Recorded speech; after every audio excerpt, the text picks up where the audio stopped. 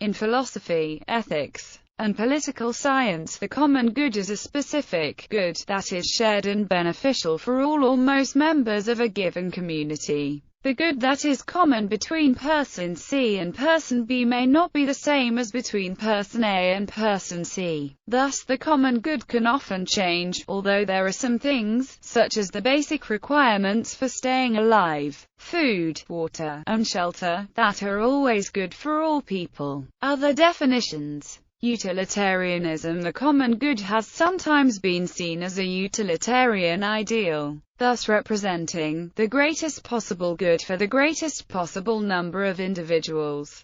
The greatest possible number of individuals would mean all human beings. This definition of the common good presents it as a quality which is convertible, or reducible, to the sum total of all the private interests of the individual members of a society and interchangeable with them. But this is a narrow, and many would argue impoverished, view of what the common good might encompass, like the Ubuntu allowed philosophy. Social. Another definition of the common good, as the quintessential goal of the state, requires an admission of the individual's basic right in society, which is, namely, the right of everyone to the opportunity to freely shape his life by responsible action, in pursuit of virtue and in accordance with the moral law. The common good, then, is the sum total of the conditions of social life which enable people the more easily and straightforwardly to do so. The object of state sovereignty is the free choice of means for creating these conditions.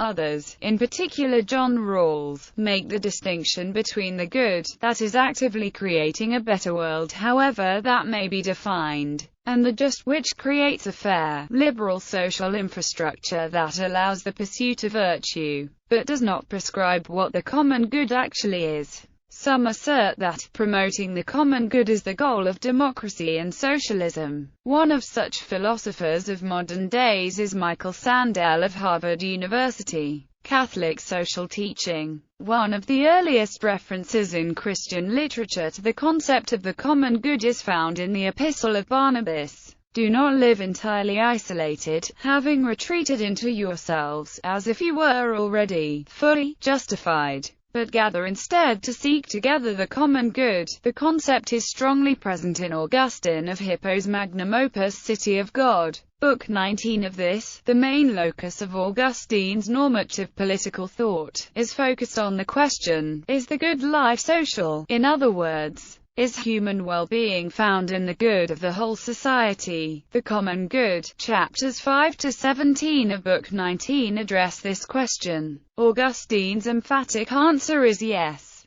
Augustine's understanding was taken up and, under the influence of Aristotle, developed by Thomas Aquinas. Aquinas's conception of the common good became standard in Roman Catholic moral theology. Against that background, the common good became a central concept in the modern tradition of Catholic social teaching, beginning with the foundational document, Rerum Novarum, a papal encyclical by Pope Leo XIII, issued in 1891. This addressed the crisis of the conditions of industrial workers in Europe and argued for a position different from both laissez-faire capitalism and socialism. In this letter, Pope Leo guarantees the right to private property while insisting on the role of the state to require a living wage. Contemporary Catholic social teaching on the common good is summarized in the 2004 Compendium of the Social Doctrine of the Church, Chapter 4, Part 2.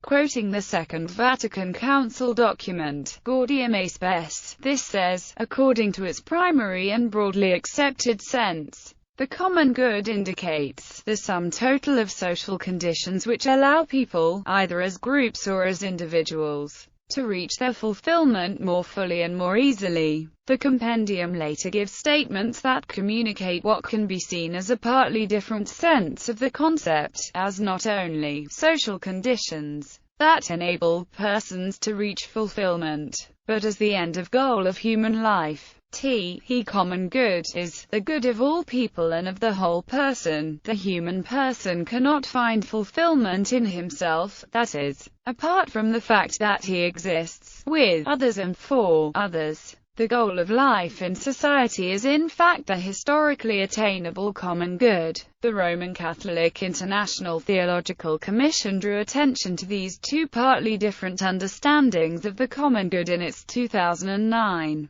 publication, In Search of a Universal Ethic, A New Look at the Natural Law. It referred to them as two levels of the common good. Another relevant document is Veritatis Splendor, a papal encyclical by Pope John Paul II, issued in 1993 to combat the relaxation of moral norms and the political corruption that affects millions of persons. In this letter, Pope John Paul describes the characteristics and virtues that political leadership should require, which are truthfulness, honesty, fairness, temperance and solidarity, given that truth extends from honesty, good faith, and sincerity in general, to agreement with fact or reality in particular. Contemporary American usage. As regards contemporary American politics, the language of the common good is increasingly being adopted by political actors of the progressive left to describe their values.